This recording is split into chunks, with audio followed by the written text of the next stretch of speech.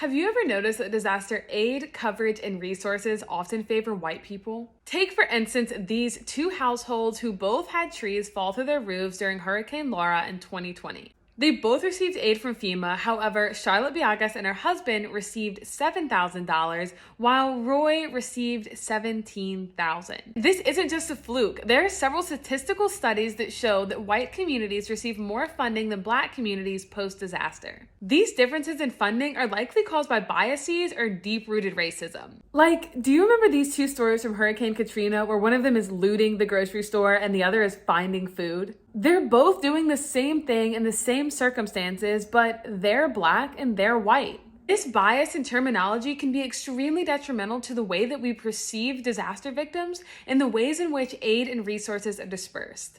This language can even cause people to become desensitized to disaster victims of color, like in this clip here. You don't expect people to die in a flood in Germany.